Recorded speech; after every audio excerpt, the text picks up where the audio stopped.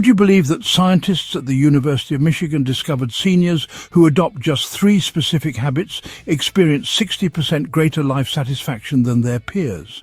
The line between flourishing in retirement versus merely enduring it isn't about wealth or health.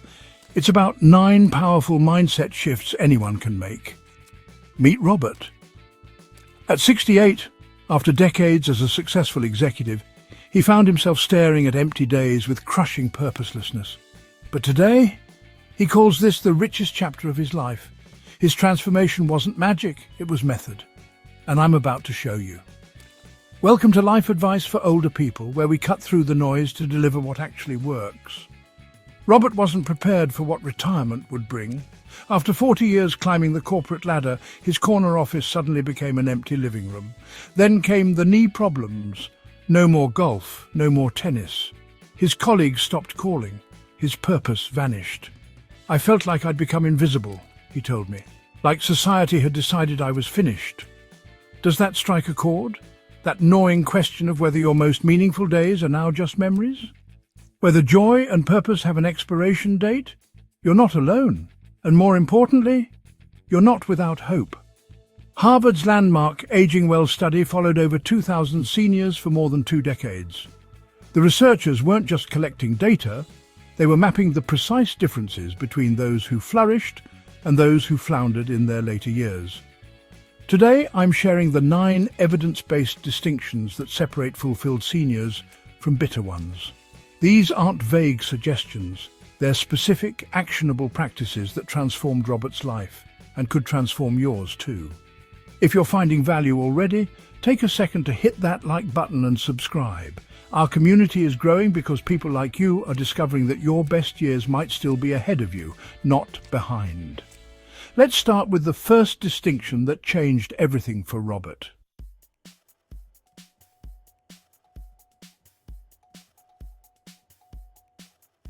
A groundbreaking study from Stanford University tracked seniors over 5 years and made a stunning discovery. Those with structured daily routines experienced 43% less cognitive decline than those without. But here's what makes this finding so powerful. It wasn't just about being busy, it was about having meaningful anchor points throughout the day. Robert's story illustrates this perfectly. After retirement, I'd wake up whenever I felt like it, Robert explained. Sometimes 7, sometimes 10, then I'd wander around the house, turn on the TV, and suddenly it was dinner time. Days blurred together, I felt purposeless. This is the bitter approach, waking with no direction, drifting through hours with nothing to anticipate or accomplish. Time becomes an enemy rather than an asset. But when Robert visited his former colleague Thomas, a man 5 years older yet seemingly decades younger in spirit, he noticed something striking. Thomas had this small notebook. Every morning, he'd check 3 things he was looking forward to that day. Nothing grand, a walk at 9, coffee with a friend at 11, reading on his porch at 4, but his eyes lit up describing each one. This is the happy approach, creating meaningful anchor points that give shape and purpose to your day. Not rigid scheduling, but intentional moments of meaning. For Robert, change began with one simple morning ritual, brewing coffee while listening to classical music, then spending 15 minutes on his porch planning just 3 meaningful activities for the day. It sounds trivial, Robert admitted, but having those anchor points transformed everything. I started sleeping better because I had reasons to get up. I felt sharper because each day had purpose. Here's how you can apply this in your life. First, create a morning ritual that signals your day has purpose, something simple you enjoy that transitions you into wakefulness with intention. Second, plan just 3 meaningful activities each day, not a packed schedule, but anchor points to anticipate. Third, balance structure with spontaneity. Leave room for unexpected opportunities while maintaining your core routines. What's one small routine that brings meaning to your day? Share it in the comments below. Your simple practice might be exactly what someone else needs to hear. But if you think routines matter, wait until you hear about difference number 2. Which transformed even the most isolated seniors I've worked with.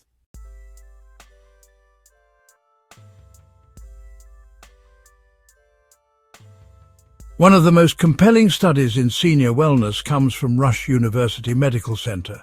Their researchers followed older adults for an astonishing 21 years. and discovered something remarkable. Those who consistently pursued new skills or knowledge reduced their dementia risk by up to 32%. That's more effective than many medications. But Robert initially rejected this idea completely. Learning something new at my age? I spent 4 decades mastering business strategy. Why would I become a beginner again at something else? He told me. Besides, you can't teach an old dog new tricks, that's what everyone says. This bitter mindset, I'm too old to learn new things, creates a self-fulfilling prophecy. When we believe our brains have hardened, they begin to do exactly that. Robert's son invited him to a woodworking class as a birthday gift. Robert went reluctantly, expecting to be embarrassed by his lack of skill. I was terrible that first day, Robert laughed. Couldn't even cut a straight line. The instructor was probably half my age, but he said something that changed everything for me. The instructor told Robert, "Your advantage is that you have no deadline, no boss expecting results. You can learn purely for the joy of learning." This simple reframe shifted Robert's entire perspective. He wasn't behind. He was exactly where he needed to be as a beginner. Within 6 months, Robert was crafting beautiful cutting boards for family members. Within a year, he was teaching basic techniques to other beginners. I discovered this whole community of learners my age. None of us were experts, but we all shared the happy mindset. I'm never too old to discover something new. This mindset is backed by neuroscience. Your brain continues to form new connections throughout life. The key is approaching learning differently than you did in your working years. Here are 3 ways to incorporate learning without feeling overwhelmed. First, choose topics of genuine interest, not obligation. Learning driven by curiosity activates reward centers in your brain that enhance memory. Second, embrace the beginner's mindset. Release the need to be instantly competent. The learning itself is the victory. Third, find a community. Whether it's a local class or an online group, learning alongside others multiplies both motivation and joy. What's something you've always wanted to learn? Share it in the comments, it's not too late, and you might inspire someone else to take that first step. But continuous learning only works when combined with our third difference, which might surprise you.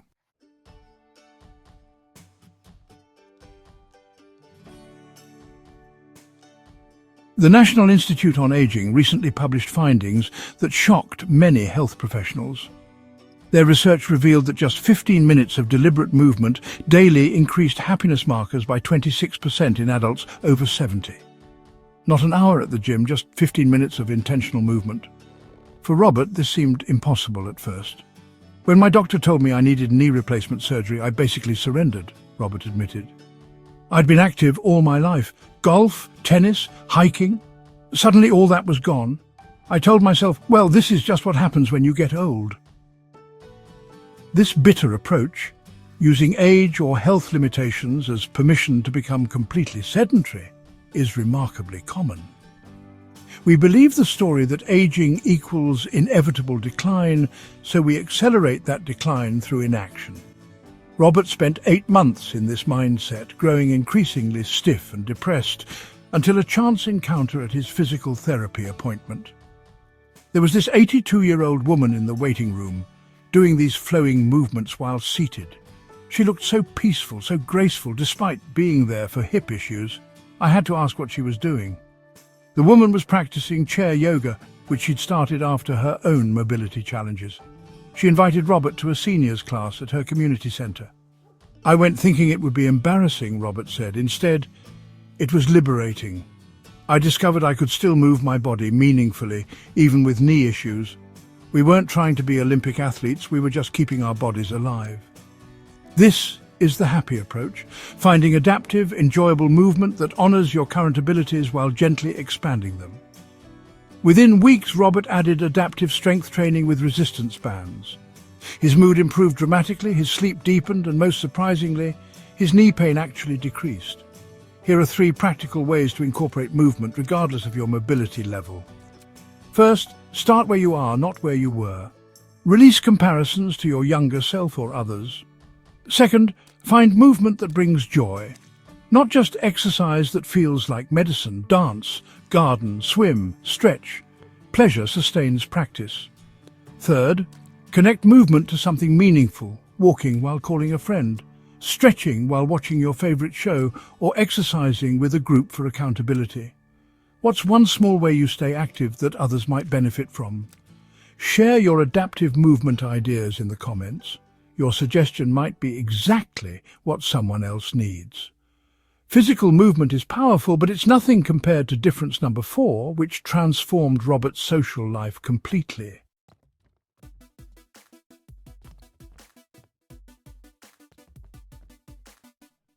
A groundbreaking study published in the Journals of Gerontology tracked seniors over 7 years and made a remarkable discovery.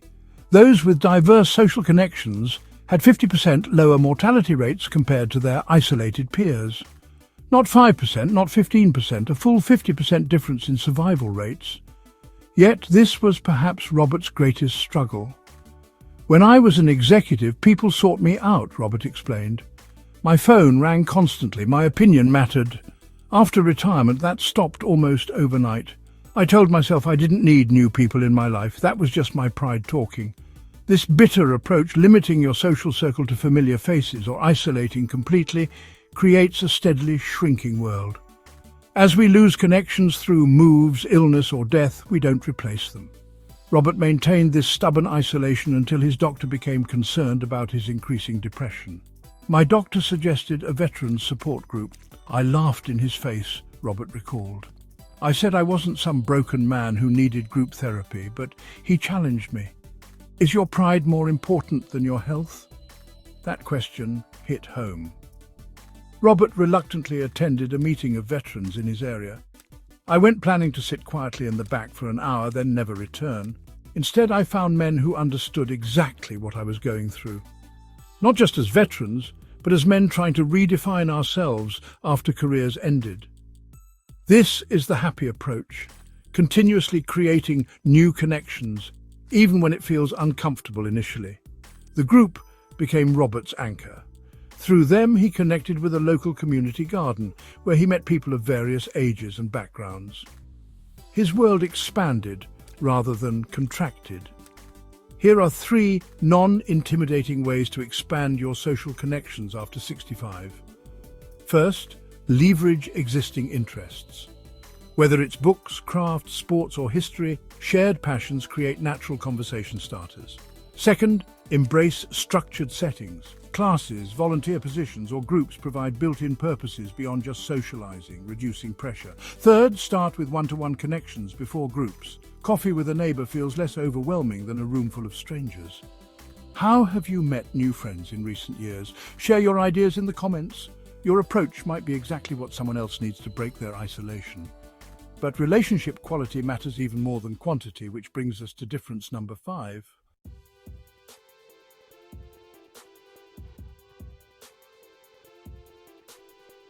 Mayo Clinic researchers recently published findings that should make us all take notice. Their study revealed that seniors who practice daily gratitude experience 28% fewer depressive symptoms and report 31% better sleep quality compared to those who don't. That's without medication, therapy, or any expensive interventions. Yet for Robert, gratitude seemed impossible initially.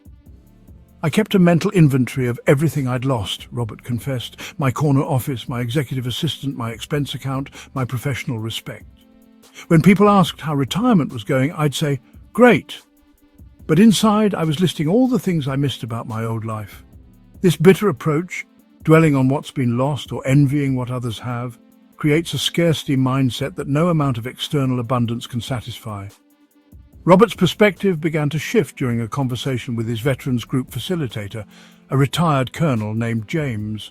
I was complaining about how irrelevant I felt, and James just listened, Robert recalled. Then he asked me one question. What can you do now that you could never do when you were climbing the corporate ladder? The question stopped Robert cold. He realized he had freedom to read for pleasure, to spend unhurried time with grandchildren, to mentor young entrepreneurs without corporate politics, to travel midweek when places were less crowded. I began listing these things out loud, and James smiled. He said, "That's your gratitude practice. Start there. This is the happy approach, developing a systematic gratitude practice that trains your brain to notice abundance rather than scarcity. Robert developed what he calls his 3-3-3 gratitude method, specifically designed for seniors. First, each morning, acknowledge 3 physical abilities you still possess, no matter how simple. I can see the sunrise. I can taste my coffee. I can hear my favorite music. Second, each afternoon, recognize 3 relationships that enrich your life, not just family obligations, but connections that truly nourish you. Third, each evening, identify 3 freedoms you have now that weren't possible in earlier life stages, whether due to work, parenting, or other responsibilities. This simple practice rewired Robert's perspective from loss to appreciation, from what was taken to what remained. What's one thing you're grateful for today that you might have taken for granted when younger? Share in the comments. Your perspective might spark gratitude in someone else. Gratitude changes our perspective, but difference number 6 fundamentally alters how we process challenges.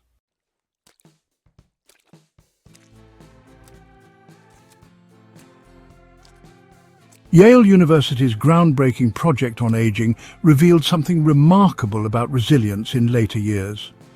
Seniors with high adaptability scores reported 44% higher life satisfaction, even when facing serious health challenges compared to those who resisted change. The ability to adapt wasn't just nice to have, it was essential for thriving. For Robert, this lesson came through his lifelong passion, golf.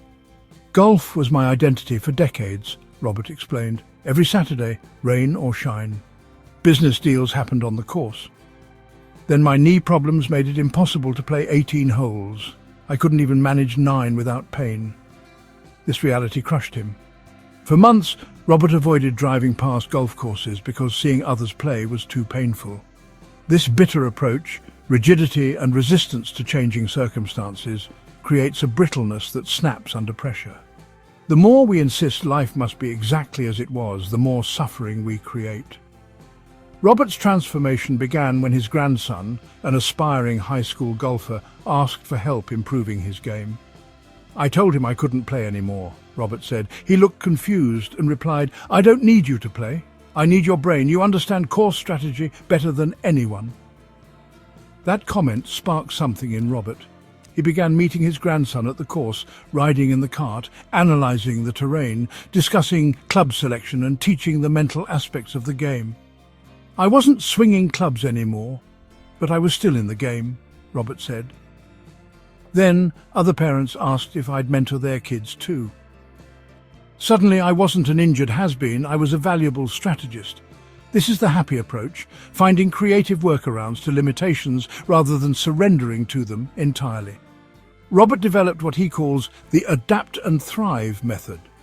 First, separate identity from method. Ask yourself, what core need did this activity fulfill? For Robert, golf provided skill mastery, social connection, and time outdoors, all needs he could meet in modified ways. Second, embrace technological assistance without shame. Whether it's hearing aids, mobility devices, or kitchen gadgets, tools that extend capability are strengths, not weaknesses. Third, focus on the possible, not the lost. Direct your energy toward what remains available rather than mourning what's gone. What's something you've successfully adapted in your life recently? Share in the comments. Your creative solution might be exactly what someone else needs.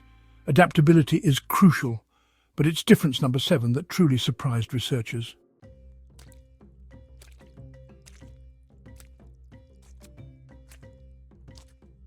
A landmark study from Johns Hopkins University revealed something remarkable about the aging brain. Seniors who volunteer just 4 hours weekly demonstrate improved cognitive function equivalent to someone 5 years younger, not through expensive supplements or treatments, simply through the act of giving back. For Robert, this discovery came when he was at his lowest point. I was tired of feeling useless, Robert admitted. My company had replaced me with someone 20 years younger. My skills seemed obsolete. I was just taking up space. This bitter approach, focusing primarily on what you're receiving or what you've lost, creates a sense of diminishing value. When we see ourselves only as recipients rather than contributors, our self-worth inevitably suffers. Robert's perspective shifted during a casual conversation with his daughter, who worked at a local university. She mentioned how her business students had textbook knowledge but zero real-world experience, Robert explained. They could quote theories but couldn't navigate office politics or complex negotiations, all the things I'd mastered over decades. On a whim, Robert offered to guest lecture. That single 90-minute session transformed his outlook completely. These students were hanging on my every word, Robert recalled, his voice brightening. All the knowledge I took for granted, managing difficult personalities, ethical dilemmas, strategic thinking, was gold to them. I walked out feeling more energized than I had in years. This is the happy approach, finding ways to contribute your unique wisdom and experience, regardless of physical or other limitations. The university soon invited Robert to become a regular mentor in their entrepreneurship program. He met with students monthly, reviewing business plans and sharing insights from his 4 decades of experience. For the first time since retirement, I felt irreplaceable again, Robert said. These young people have questions only someone with my life experience can answer. Here's how you can find meaningful ways to give back, perfectly suited to your abilities. First, inventory your invisible assets. What knowledge, skills, or perspectives have you gained that younger generations might value? Second, start small and specific. Offering targeted help in one area creates more impact than general volunteering. Third, consider non-traditional contributions. Mentoring can happen remotely, writing can share wisdom broadly, and even listening deeply is a profound gift to others. How do you share your wisdom or talents with others? Your experience could inspire someone in our community. Let us know in the comments. While giving back provides purpose, difference number 8 protects your peace of mind daily.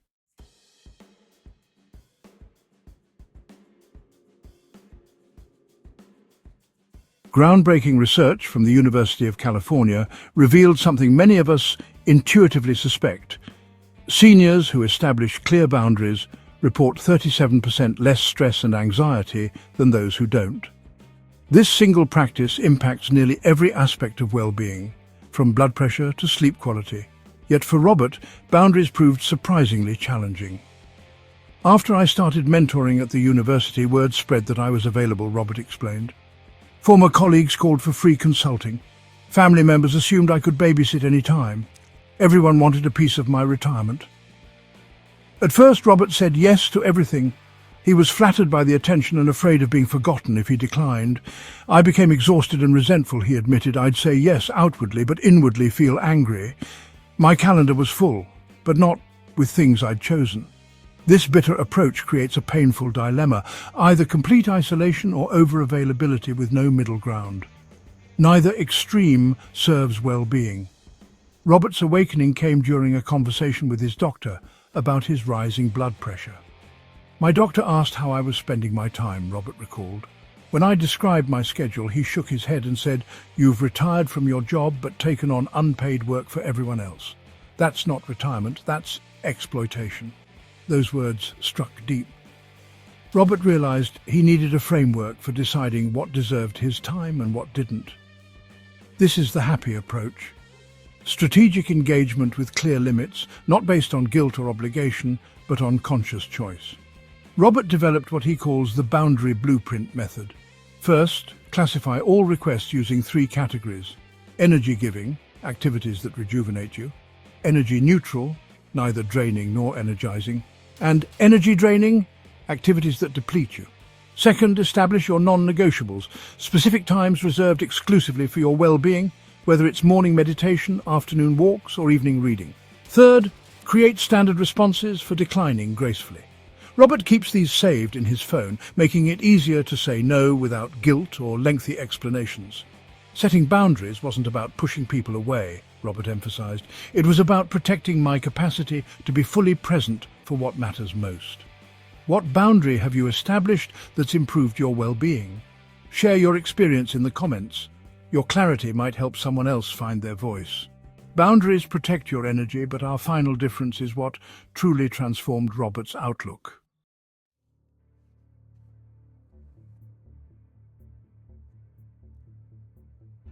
Our final difference, number 9, cultivating spiritual wellness. Duke University conducted a remarkable 20-year study that followed seniors through various life challenges and transitions. Their findings were profound. Those with regular spiritual practices showed extraordinary resilience, recovering from setbacks 40% faster than those without such practices. For Robert, this dimension was initially the most uncomfortable to explore. "I was never particularly religious," Robert explained. "In business, I focused on tangibles, quarterly results, market share, concrete outcomes. The idea of spirituality seemed vague and frankly unnecessary." When retirement stripped away his professional identity, Robert felt unmoored. He filled his calendar with activities but still experienced a persistent emptiness. This bitter approach, disconnection from any larger meaning or purpose, creates what psychologists call an existential vacuum. Without some framework for making sense of our experiences, especially suffering, we remain vulnerable to despair. Robert's journey towards spiritual wellness began unexpectedly at his local library. "I noticed a flyer for a philosophy discussion group," he recalled. "The topic was finding meaning in later life. I almost walked past it, but something made me stop." The group met weekly to discuss philosophical texts from various traditions. No dogma, just open exploration of life's fundamental questions. We talked about legacy, impermanence, gratitude, forgiveness, things I'd never made time for during my career, Robert said. "I discovered that spiritual doesn't necessarily mean religious. It's about cultivating awareness of something larger than your individual concerns. This is the happy approach, finding ways to connect with something greater than oneself, whether through nature, art, service, meditation, or traditional religious practice." Robert also began taking sunrise walks, a practice he describes as accidentally spiritual. "There's something about watching the world wake up that puts my problems in perspective," he explained. "I feel simultaneously tiny and connected to everything. My worries don't disappear, but they take their proper place in a larger context." Here are some inclusive approaches to spiritual wellness that don't require specific religious beliefs. Contemplative practices like meditation or mindful walking that cultivate present moment awareness. Exploring philosophical texts or discussion groups that examine life's fundamental questions. Immersion in nature, art, or music that evokes wonder and transcendence. Service to others that connects you to humanity's shared journey. Gratitude practices that acknowledge the gift of existence itself. How do you nurture your spiritual side? What practices bring you peace? Share your experience in the comments. Your path might illuminate someone else's. These 9 differences aren't about denying the real challenges of aging. They're about responding to those challenges in ways that nurture joy rather than bitterness. As Robert discovered, it's not what happens to us, but how we meet it that determines whether our later years become our better years.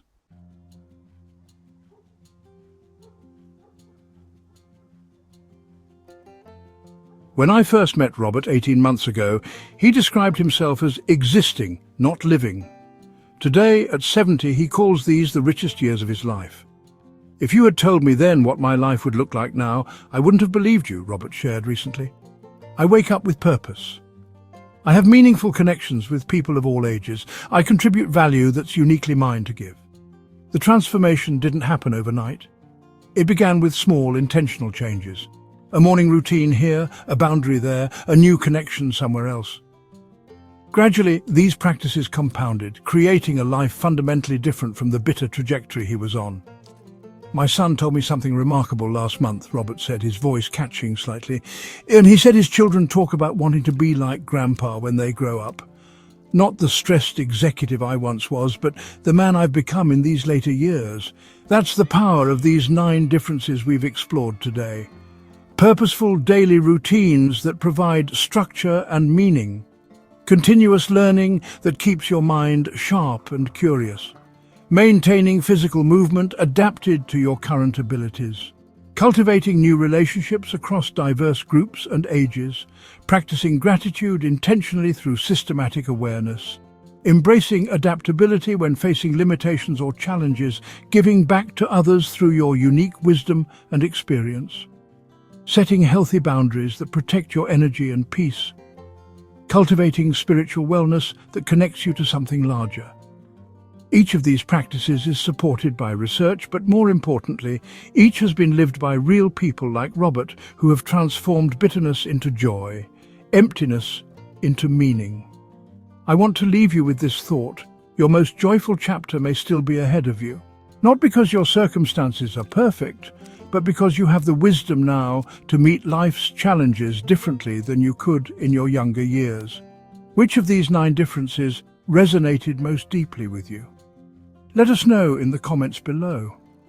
Your reflection might be exactly the insight someone else needs to begin their own transformation journey. Before you go, if these insights helped you today or sparked something within you, please hit that like button and subscribe to Life Advice for Older People. Each week, we bring you research-based strategies specifically designed for making your senior years truly golden. This channel exists because of this community, people like you who refuse to accept that joy diminishes with age. By subscribing, you'll not only get our latest videos, but you'll help us reach more people who might need these exact insights. And please, share your own wisdom in the comments below. What's one practice that's brought you genuine happiness in your senior years? Your experience could be exactly what another viewer needs to hear today. Remember, we're not just getting older, we're getting better at living. Thank you for spending this time with me, and I'll see you in our next video.